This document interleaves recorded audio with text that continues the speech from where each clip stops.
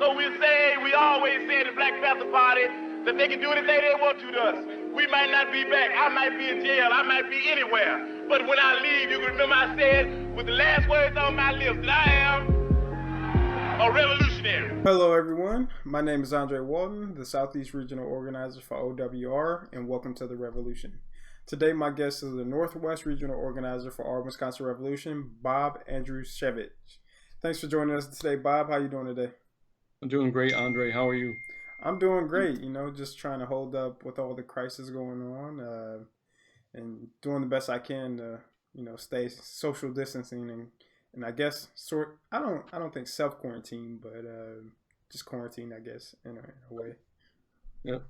No, it's important because you don't want to get sick. You don't want to get other people sick. And that's the important part of this. Because in my mind, I really care about those frontline workers in the hospitals. And they're already overwhelmed. And when we just think we should be able to go outside and open business, we're not thinking about those people that have to take care of us when we get sick. I think that's just disrespectful. Exactly. And we have to think about everybody. The longer we don't take this serious, the longer it's going to prolong. So it's better to just kind of stay social distancing in the short term so we can kind of let this ride out as least as possible, I guess. But yeah, let's get right into it. So I do want to get to know, or want everyone to get to know, kind of how you got involved in politics, because I feel everybody has a story when it comes to politics and their why. So can you tell us a little bit about why you got involved in politics? Sure. Back in 2008, and this is pretty specific, there was a presidential primary where we had a big group of Democrats and a big group of Republicans. I think in my mind, that was the first year something like that happened, where I would say there was over a half a dozen on either party. I don't have the numbers. I should have looked that up today. And what was happening in the year of the primary, both parties were speaking about energy issues, which I know a lot about. And they were basically lying to the American public. And I was offended. And I thought, it was really unfortunate because Barack Obama became the nominee. And I really like him, but he swallowed the Kool-Aid when it came to energy policy. He was giving everything to the industry. And I have to say, I did not vote for Barack Obama that first year. I did the second time. Mm-hmm. But it was not because of race. It was because of energy policy. It was because when both parties use the same talking points during a primary, when they can't even make legislation together during the regular year, you have to scratch your head and say, well, why is that happening? And so Barack Obama, within a couple months of being inaugurated, introduced a bill that was a loan guarantee for people that invested in nuclear power plants. And there were 2 power plants that were being built. They were in Georgia. And those power plants, basically for the investor, were risk-free, but not for the taxpayer, because if those went down, I'm not even sure if they even got built, but if they lost their money, the taxpayer was going to pay for that and save their investment and give them probably a pretty good return. And I don't think that's fair to the taxpayer. And that's why Democrats have a problem with Americans right now. Yeah, I think we all have to come to terms with the fact that there's a lot of money that has influence on the politicians and how they legislate, and we see more and more of the taxpayers carry the burden, and it seems like there's a lot of corporate socialism, but whenever it's something for the people, there's a huge uproar about, oh, you just want everything free, how are we going to pay for it, et cetera, et cetera. Right. But I think we'll definitely dive a lot deeper into those concepts. Sure. But like I stated before, you're the Northwest Regional Organizer for our Wisconsin Revolution. So from your point of view, what do you think is the purpose of our Wisconsin Revolution? Well, I think our Wisconsin Revolution is a continuation of the Our Revolution organization that Bernie Sanders started after his 2016 campaign. And that is really to give voice to the people, and that is to transform the Democratic Party, not destroy the Democratic Party. There's a big difference. Because if you look at the Democratic Party, it is for the people. And my parents were Democrats, and that's why I'm a Democrat. They took me voting when I was a little kid, and I want the Democratic Party to remain strong. And I know that when Bernie Sanders carried the young vote of all ages, I shouldn't say the young vote of all backgrounds, you can see that's the future of the Democratic Party. And to me, when I was here in Eau Claire, I was telling the Democratic Resource Center that my position of becoming part of our Wisconsin Revolution was to strengthen the Democratic Party, not hurt it, because we need young people in the party, like yourself. Yeah, and I think that's a good position to have because I think people get this thought process that if you criticize the party, you're tearing it down. But I think it's much more than that, and it's just like when you criticize a family member, you want them to get better. It's not that you want to see it hurt, but you want to see them get better for the good of them and for everything that they're doing. And I think OWR has that same vision. I agree. So, as far as what you're doing with our Wisconsin Revolution, what are some of the policy fights that you're focusing on right now? My focus are on two or maybe three issues. One is right now, because of the pandemic, I think this is pretty critical, is mail-in ballots and making sure that during the primary in August, unlike the April 7th primary that we had here in Wisconsin, which was a disaster and many people got sick, I want to make sure every American can vote. So that's number one, because we know that when people vote, we win. And so if we try to ignore that and not pay attention to it, we won't win. Mm-hmm. The second thing is, in our state in Wisconsin, it's been impacted severely by gerrymandering. Mm-hmm. And that's not going to change immediately. That will change in 2021. But when that does change, it should not be changed in the Democrats' favor. It should be changed the way the law prescribes, which is not the way it is now. The third thing, which is actually probably my top thing, because this is what brings people out to vote, it's Medicare for all. Everyone needs health care. Mm-hmm. And so it's like having a store when you have a poll, a vote. If you have nothing on the shelf, you can leave your store unlocked 24 hours a day without any employees, and people won't even come in to steal from your store because there's nothing there for them.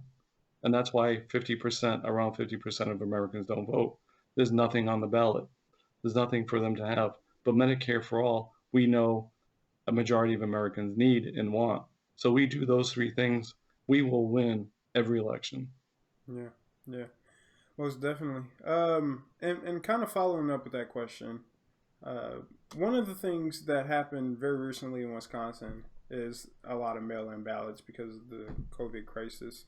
And what we've seen is that there was actually a pretty good turnout for Democrats. So can you kind of elaborate more on why it's important that we have involve more people in mailing in their ballots, because it's a little bit more accessible for people who can't show up to the polls and things like that. Can you kind of just elaborate on those key points why we should focus on mail-in ballots? Well, the mail-in ballots will basically guarantee during a pandemic that we don't have to endanger the poll workers mm-hmm. and their families.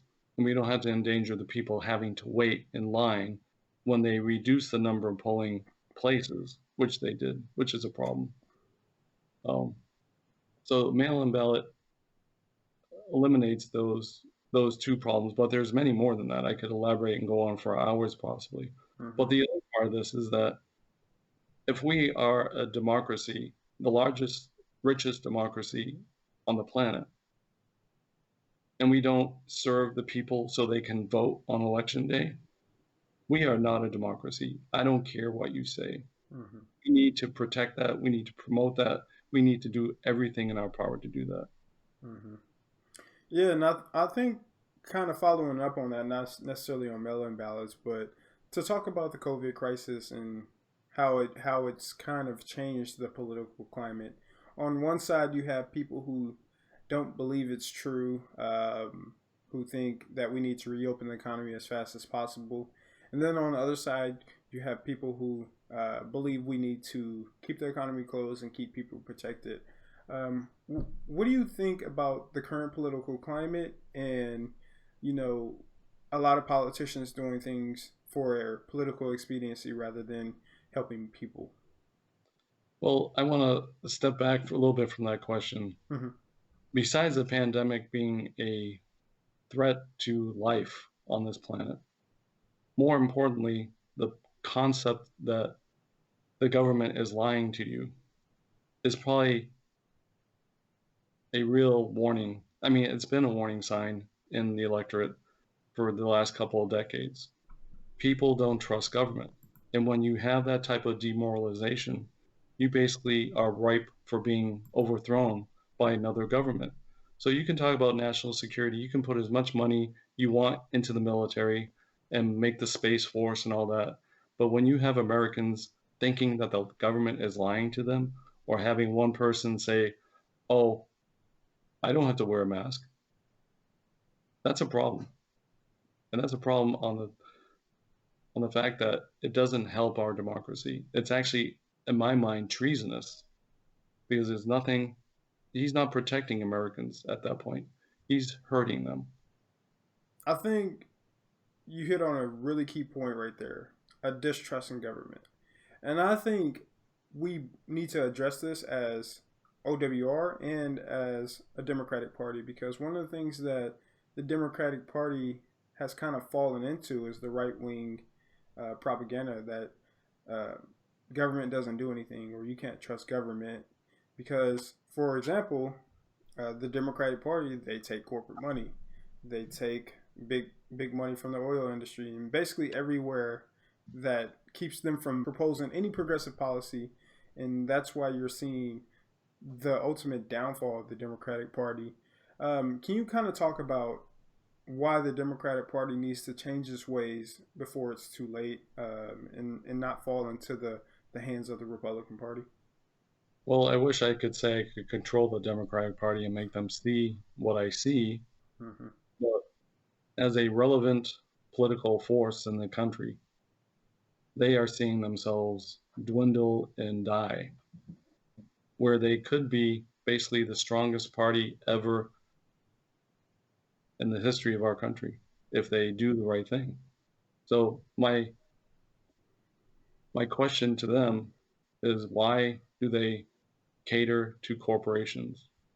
Even though Citizens United in the Supreme Court think corporations are people, corporations aren't people. Mm-hmm. It's pretty simple, and it's a it's a technicality more than anything else. But the other thing is the funding method for the Democratic Party and the corporations that receive money during election cycles, and that's the media. And the media is one large conglomerate of many small stations that are owned by one company, and they basically tell the narrative about what's happening. We see this all the time.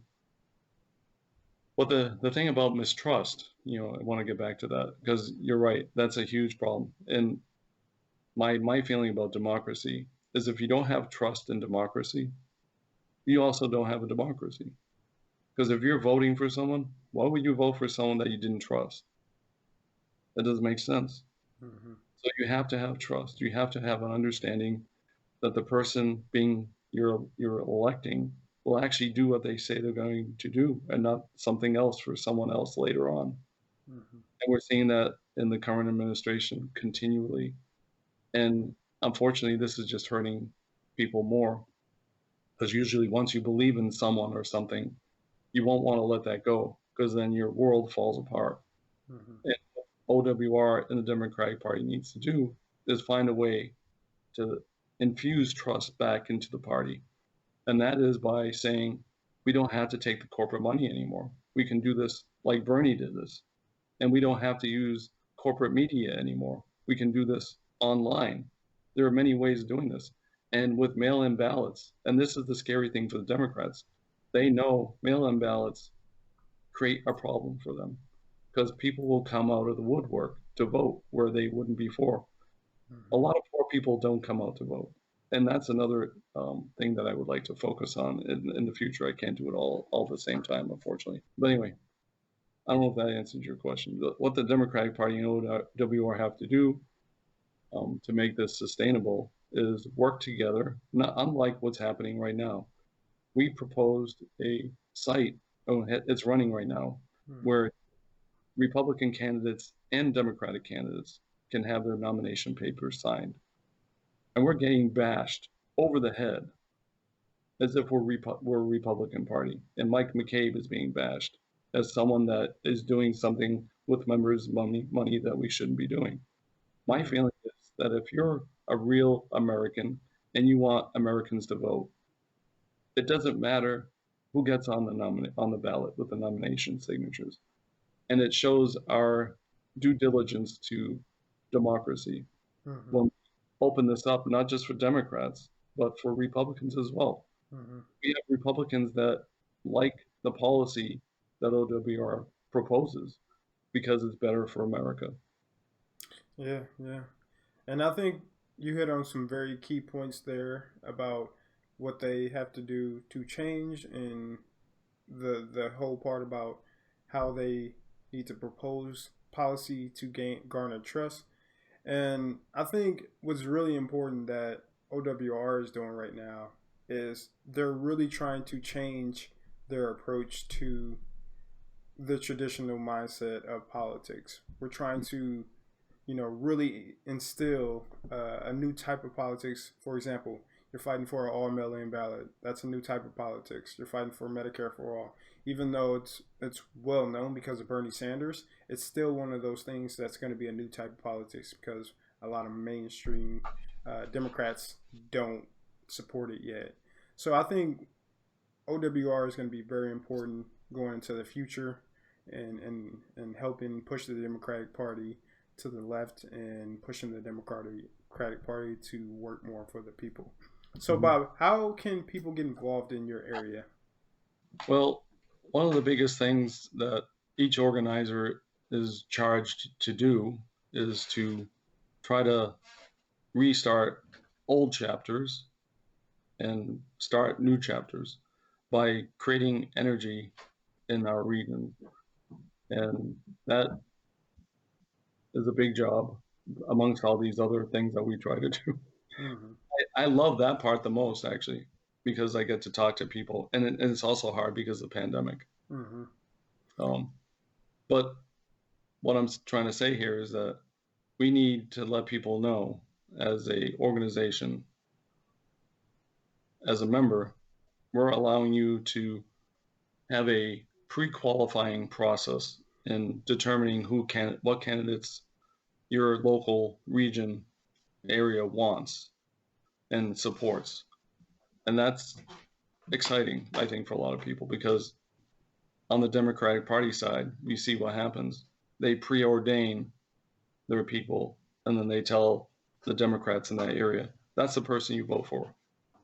We don't do it that way. We want people to think of themselves as a potential candidate, but also think of themselves, when they're a member of OWR, as having the ability to endorse a candidate that either really wants to run for district attorney in the county, register of deeds, and all these other county board of supervisors, all these local city council, all these local offices that we need progressive people to be a part of.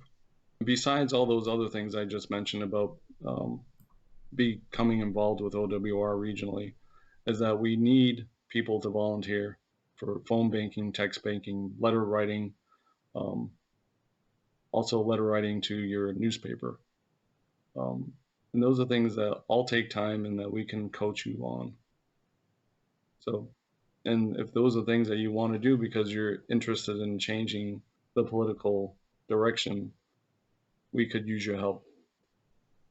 Yeah, most definitely. The more the merrier, and Yep. the more people that get involved, the more likely we are going to be able to achieve the goals Right. and the purpose of OWR. But do you have anything else you want to say or get off your chest before we end this? Say my email is below, wherever that is. Yeah, I have it below. So Bob at ourwisconsinrev.com.